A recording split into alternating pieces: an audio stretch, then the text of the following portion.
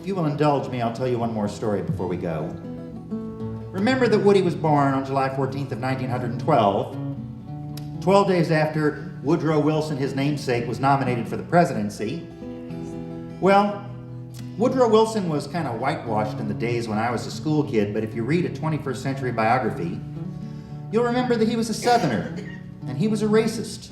He's the man who segregated the federal government. His favorite movie was D.W. Griffith's Birth of a Nation, subtitled The Klansman, and in his time as president, the Klan actually had a great revival. Wilson ran for president in a second term in 1916 on a campaign that said, "Vote for me, you vote for peace. Vote for the other guy, you vote for war." Well, nothing could be further from the truth. Within 18 months of making that statement, he got the United States into World War I, which I want to remind you was a conflict between England and France and Germany. But the American bankers had invested so heavily in all sides of the war, as they usually do, because they don't care who wins, they just want to make a buck. But the bankers went to Woodrow Wilson in 1917 and they said, you know what? If Germany wins this war, we're never going to get our money back. So guess what? The United States sent troops to participate in the First World War. And about 100,000 of those American troops came home, missing arms and legs and eyes, with mental illness and depression. And as family members, they were a painful reminder to Americans between the First World War and the Second World War that foreign wars were no good. And it created a group of people in the United States who called themselves isolationists. An isolationist is somebody who believes that American troops should not participate in the war until the troops are landing on the shores of North America. It's a far cry from the way we do things in the 21st century, but I want to remind you that between World War I and World War II, 6 out of 10 voters in the United States identified themselves as isolationists, and Woody Guthrie was among them. Woody Guthrie had a job in 1939 at a little station in Los Angeles, a radio station called KFVD, and they paid him $1 a day to sing his Dust Bowl ballads and talk his anti-war socialist talk against this war that was brewing over the seas in Europe. And then over Labor Day weekend, Hitler's army invaded Poland, and for the second time in the century, England declared war on Germany, and World War II was a done deal. And when that station manager got back from his lovely 3-day holiday vacation, the first thing he did on Tuesday morning was he fired Woody Guthrie. Because in the United States, you can say whatever you want about a war before it's declared, but once that war is going on, you better be careful what side of the fence you're on, and Woody Guthrie was on the wrong side of the fence. So here he was in Los Angeles, as winter was starting to come on, without a jacket, a suitcase, or a guitar, but in his back pocket, he had a letter from his friend, Will Geer. Same man who lived up in Topanga Canyon when Frank Hamilton wanted that harmonica lesson. Does anybody remember Will Geer? Will Geer, when I was a kid, played the part of Grandpa Waltons on a very popular television show called The Waltons. But I want to remind you, that was one of the first paying jobs he could get in theater or film or television because he was blacklisted. Blacklisted during that communist scare. Fear that he might be a fellow traveler, one of those dreaded communists, like Woody Guthrie. I remind you that Woody Guthrie was never a member of the Communist Party because he was so disorganized nobody would have let him join. But when this story took place, things were different for Will Geer. When I was a little boy, you could hire him in Los Angeles to be a landscaper and put shrubs in your lawn. But when this story took place, Will Geer was the highest paid actor in New York City, playing the part of Jeter Lester in a brand new play on Broadway called Tobacco Road. So he wrote in his letter to his pal Woody Guthrie, he said, Woody, if you can't get any singing work in LA, hitchhike across the country and we'll get you some work in New York. And if nobody will pay you to sing, I'll get you a job on the stage crew because I'm the star of the show. So without a jacket, a suitcase, or a guitar, Woody Guthrie put that letter in his pocket and stuck out his thumb on Route 66 and began making that 3,000-mile journey across the country as autumn was passing into winter. And every time he stopped for a cigarette or a cup of coffee or a sandwich, he heard a song on all the jukeboxes and radio stations that had been written by a man who was born in Russia and emigrated to this country with his rabbi father and his impoverished Jewish family and lived on the Lower East Side of Manhattan in great poverty till he was able to get a job as a singing waiter in 1907. Then in 1911, he published a piece of sheet music that sold 1 million copies, and suddenly he was well off. And in 1918, he volunteered as a private in the United States Army, and writing a show for soldiers to perform, he made up a song about the United States. But he thought it was inappropriate at that time, in 1918. It was such a flag-waving patriotic song. This was during the war about we're going to get the Hun and over there. So he just stuck that song in his grape juice file. Now, do we have songwriters here tonight? You know about that grape juice file? When you write a new song, it goes in the grape juice file. And in 20 or 30 years, you can check back and see if it turned to crappy vinegar or good wine. Only time will tell.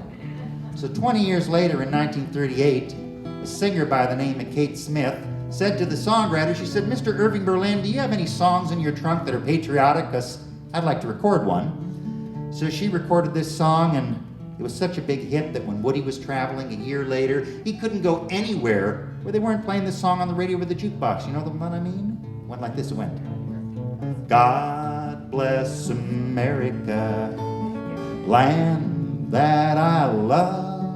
Stand beside her and guide her through the night with the light from above.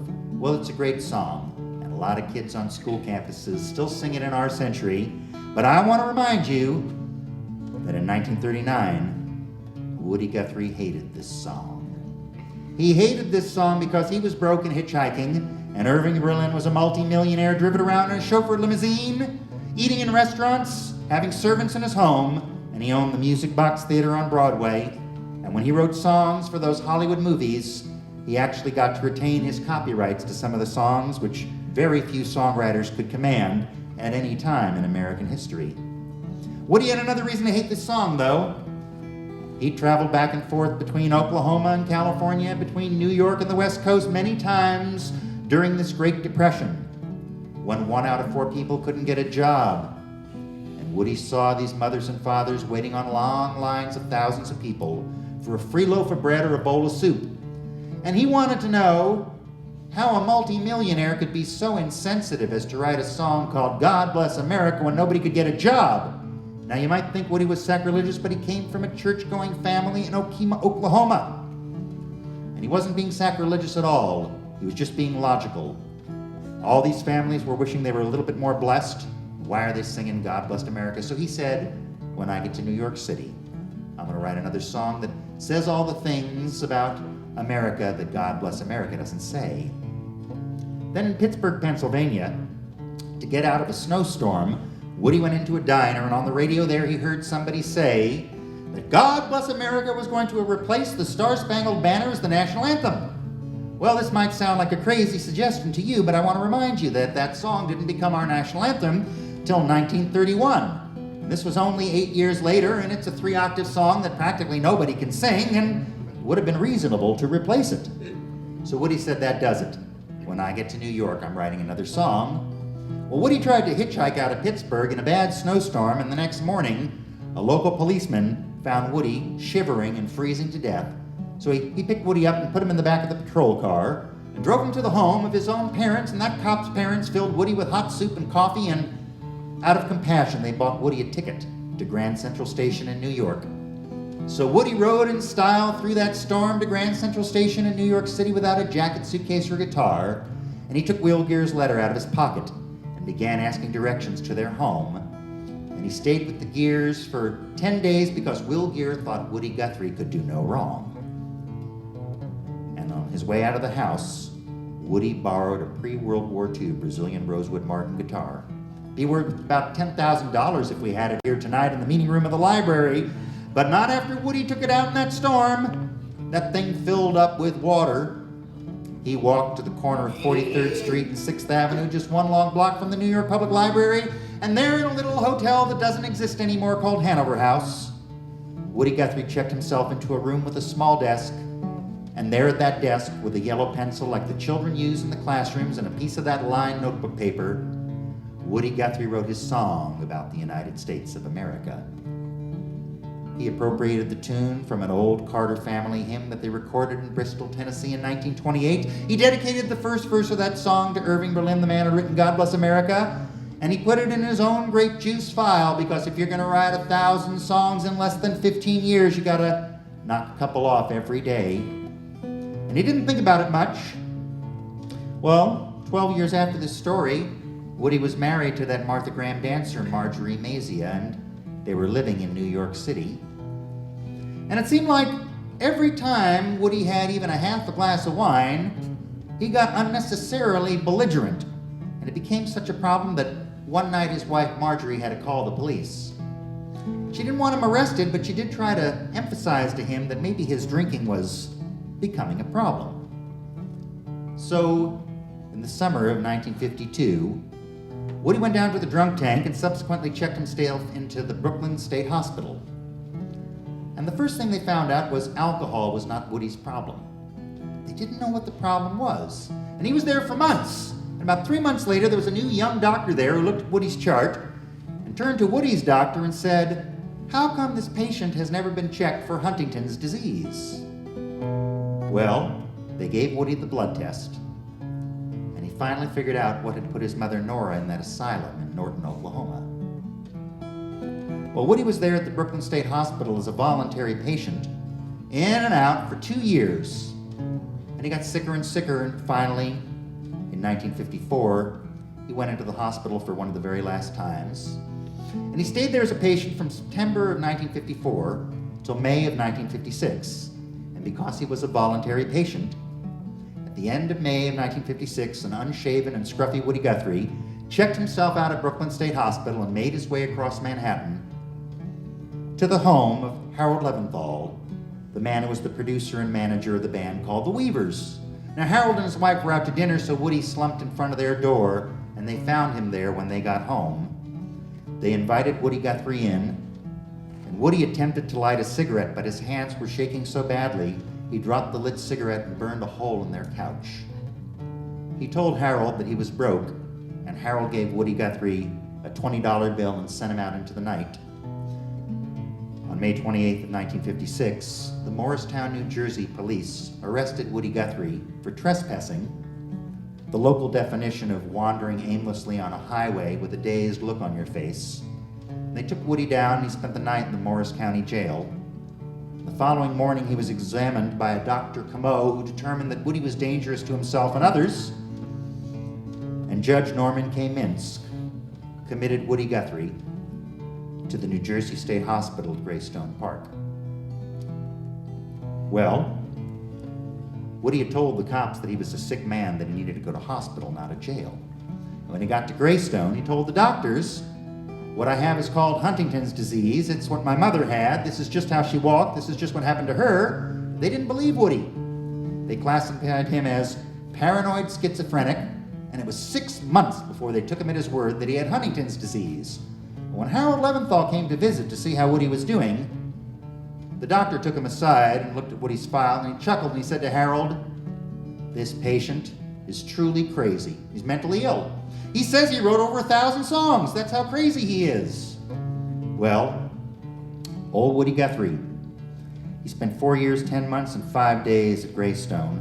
He was patient number 65935 in Ward 40, which Woody called Wardy 40.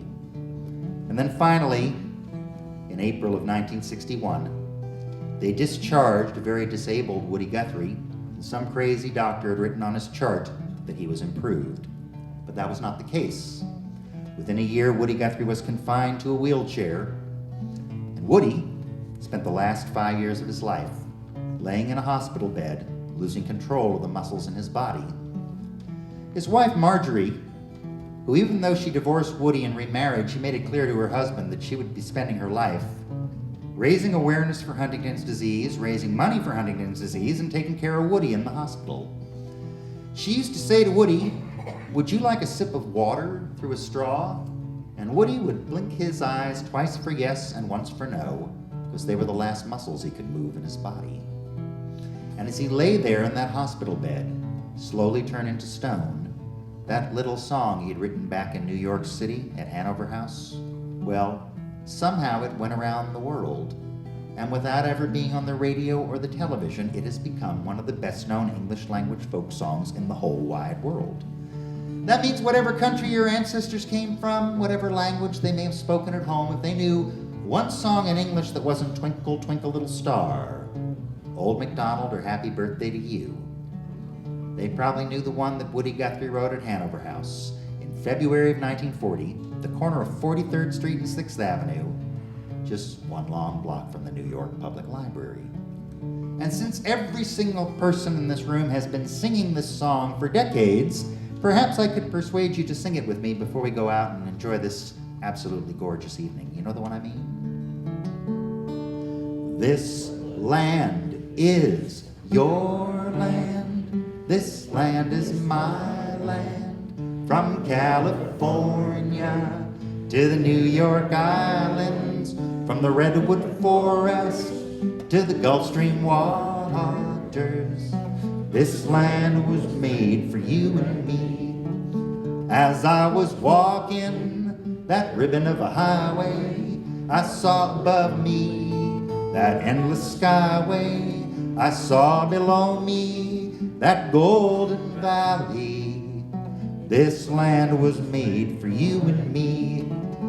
This land is your land. This land is my land. From California to the New York Islands, from the Redwood Forest to the Gulf Stream waters. This land was made for you and me.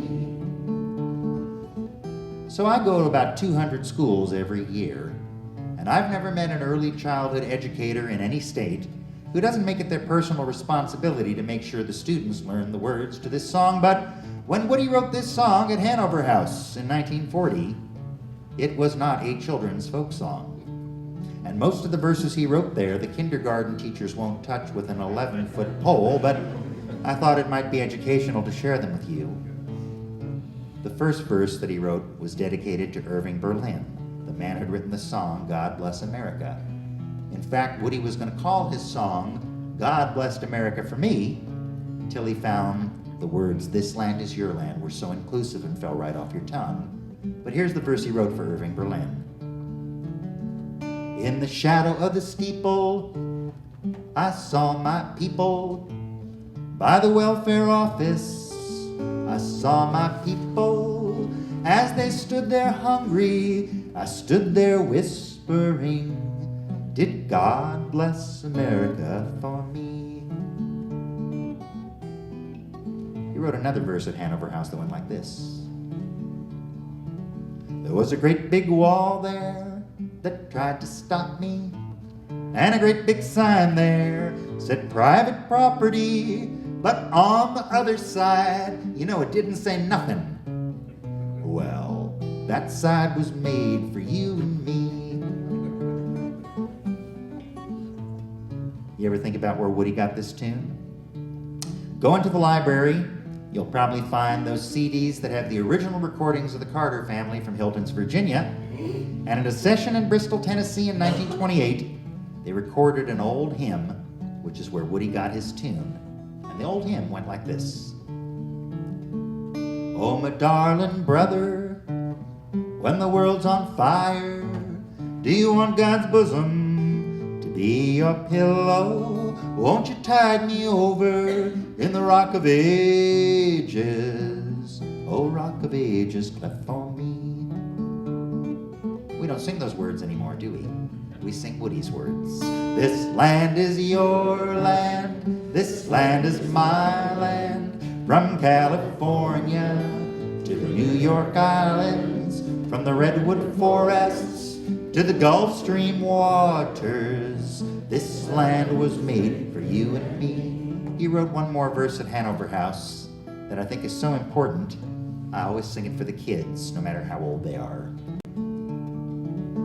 Nobody living can ever stop me as I go walking down freedom's highway. Nobody living can make me turn back, 'cause this land was made for you and me. Let's sing it together. This land is your land. This land is my land. From California to the New York Islands, from the Redwood Forests to the Gulf Stream waters, This land was made for you and me. Let's do it one more time. This land is your land. This land is my land. From California to the New York Islands. From the Redwood Forest to the Gulf Stream waters. This land was made for you and me. This land was made for you and me. This land was made for you and me.